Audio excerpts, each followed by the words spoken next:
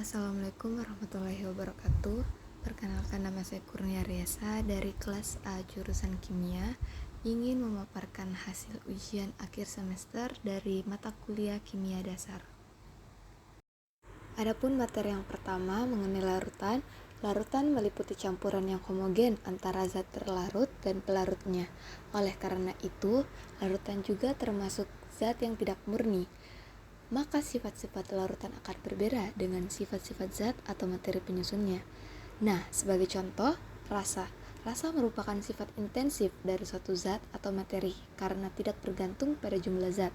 Akan tetapi, dalam larutan juga rasa yang akan bergantung pada jumlah zat terlarutnya. Sifat-sifat larutan bergantung pada sifat zat terlarut dan jumlah partikel di dalam larutan yang disebut non-kaligatif larutan.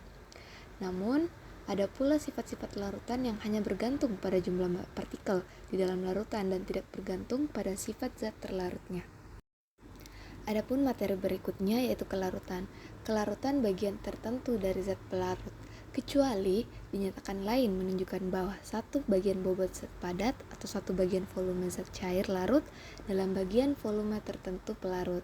Kelarutan juga termasuk besaran kuantitatif yang berfungsi sebagai konsentrasi zat terlarut dalam larutan jenuh pada temperatur tertentu.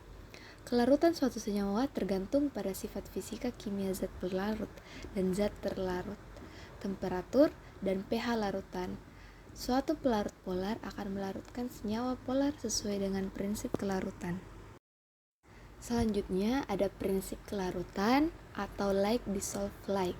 Pelarut polar akan melarutkan senyawa polar dan pelarut nonpolar akan melarutkan senyawa nonpolar. Prinsip like dissolves like salah satu faktor penting yang mempengaruhi komposisi kimia dan proses pelarutan. Adapun zat pelarut dan terlarut dengan nilai total kelarutan yang hampir sama akan mudah melarut.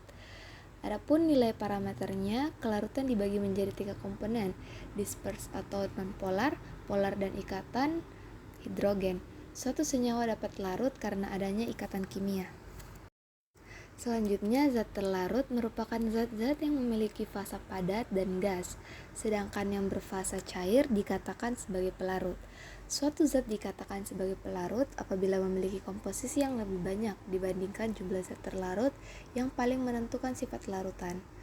Untuk menyatakan jumlah atau banyak zat terlarut dalam suatu larutan digunakan istilah konsentrasi. Adapun contoh soal yang menyangkut matematika dasar dengan materi pemahaman konsentrasi larutan.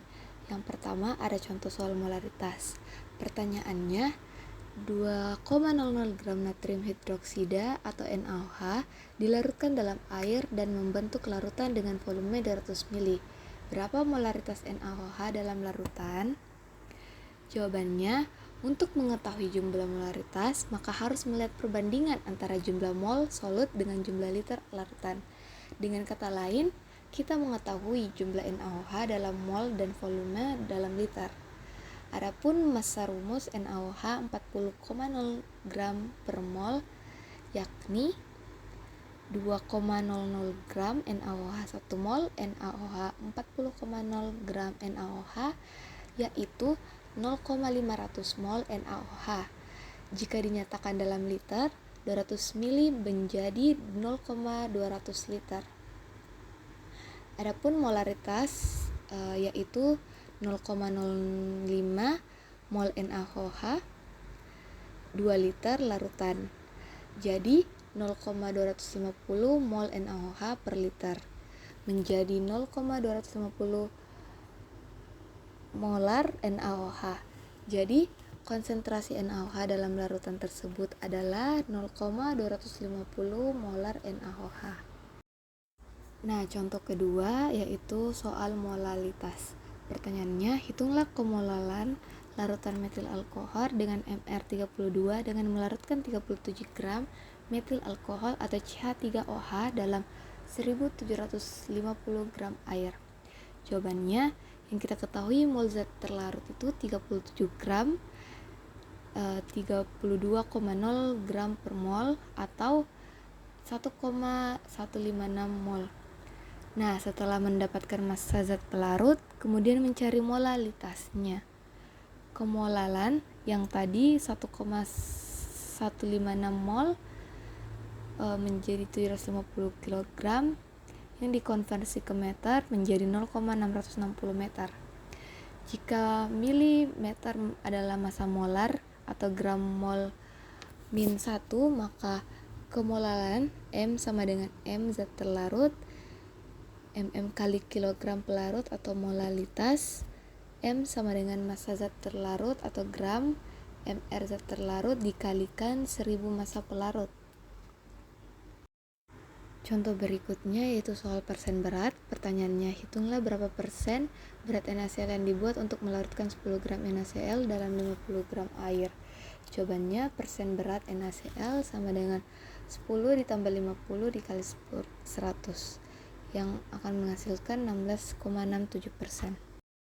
Contoh terakhir yaitu persen volume. Pertanyaannya, 40 ml alkohol dicampur dengan 40 ml air menghasilkan 86,54 ml larutan.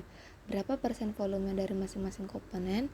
Jawabannya, persen volume alkohol sama dengan 40 ml, 86,54 ml dikalikan 100 yang akan menghasilkan 46,22%. Adapun dari persen volume air sama dengan 40 ml, 86,54 ml dikali dengan 100 yang menghasilkan 46,22%. Itulah tadi presentasi dari saya, kurang dan lebihnya mohon dimaafkan. Wassalamualaikum warahmatullahi wabarakatuh.